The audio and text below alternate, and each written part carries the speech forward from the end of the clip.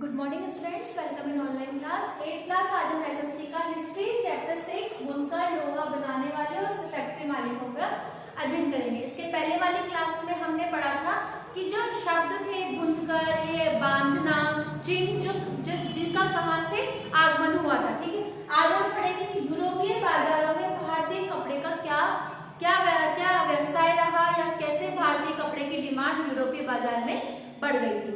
ठीक है, अब हम पढ़ते हैं। 18वीं सदी की शुरुआत तक आते आते भारतीय कपड़े की लोकप्रियता से बेचैन इंग्लैंड के ऊन और रेशम निर्माता भारतीय कपड़ों के आयात का विरोध करने लगे।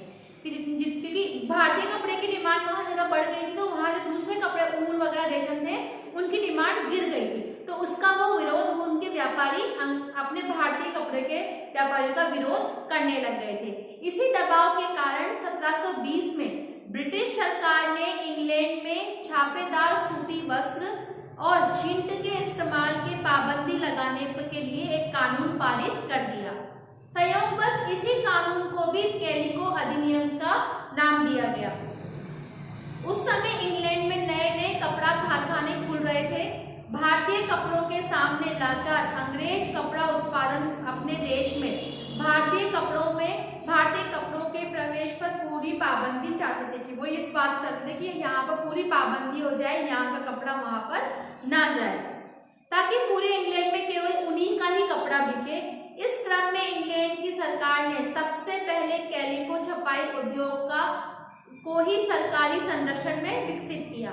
अब सफेद मलमल या बिना मांड वाले कोरे भारतीय कपड़े पर इंग्लैंड में ही भारतीय डिजाइन छापे जाने लगे कि अब यहाँ के डिजाइन को इंग्लैंड में ही उनके फैक्ट्रियों में ही उनको छापे जाने लगे। भारतीय कपड़े के साथ इस होड़ की वजह से इंग्लैंड में तकनीकी सुधारों की जरूरत दिखाई देने लगी और 1764 में जॉन के ने स्पिनिंग जेनी का आविष्कार किया, जिससे कि परंपरागत जैसे कि जो कपड़ों का निर्माण होता था तकलियों से होता था कि एक ऐसे लकड़ी की तकलियां बनाई जाती थी, उनके ऊपर धागे को बुनने का काम किया जाता था, तो जिससे कि तकलियों का उत्पादन काफी बढ़ गया। और 1786 में रिचर्ड ऑकराइट ने वाष्प इंजन का आविष्कार किया, जिसने सूती कपड़े की बुनाई को क्रांतिकारी रूप में बदल दिया। अब बहुत सारा कपड़ा बेहद कम कीमत पर तैयार किया जा सकता था। इसके बावजूद दुनिया के बाजारों पर भारतीय कपड़े का दबदबा 18वीं सदी के आखिर तक भी बना रहा। डच, फ्रांस, ब्रिटिश या अन्य यूरोपीय व्यापारी कंपनियों ने इस व्यापार से बेहिसाब बहुत मुनाफा कमाया और वे ये कंपनियां भारत आकर चांदी के बदले सूती और रेशमी कपड़े खरीदती थी। परंतु जब इंग्लिश ईस्ट इंडिया कंपनी को बंगाल की राजनीतिक सत्ता मिल गई, तो उसे भारतीय चीजें खरीदने के लिए चांदी मांगने की जरूरत भी नहीं रही।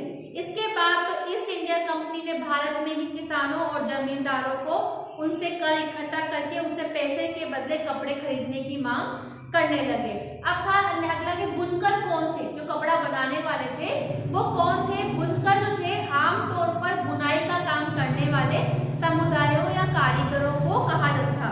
वह पीढ़ी दर पीढ़ी हुनर आगे बढ़ता, जैसे कि जिस पीढ़ी का काम बुनकर का था तो उनके आने वाली पीढ़ी भी उस काम में महारत हासिल करती थी।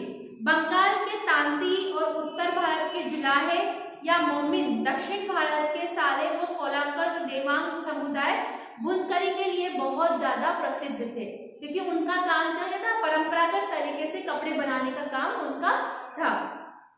सूत काटना कपड़ा उत्पादन का सबसे पहला चरण था। ये काम अधिकांशतः महिलाओं की जिम्मेदारी थी और चरखा और तकली हर घर में पाए जाते थे, जहां पर कपड़े बनाने का काम किया जाता था। धागे को चरखे को काट कर तकली पर लपेट दिया जाता था। जब कताई पूरी हो जाती थी तो बुनकर इन धागे को कपड़े बुनते थे। ज्यादातर समुदाय में बुनाई का काम पुरुषों के द्वारा ही किया जाता था। रंगीन कपड़ा बनाने के लिए रंगरेज इन धागे को रंग देते थे और छपाईदार कपड़ा बनाने के लिए बुनकरों को चिप्पीगर नामक माहिर कारीगरों की जरूरत भी होती थी, जो ठप्पे से छपाई करते थे और हथकरघों पर होने वाली बुनाई और उससे जुड़े व्यवसाय से लाखों भारतीयों की रोजी रोटी भी चलती थी, जिससे कि ये बुनकर अपना जीवन पालन करते थे या फिर उनका काम होता था कि कैसे वो अपने व्यवसाय को बढ़ा सके। ठीक है, यहाँ तक पढ़ लिया। अब इसके बाद हम पढ़ेंगे भारतीय कपड़े का पतन, जो हम अगली क्लास में पढ़ेंगे।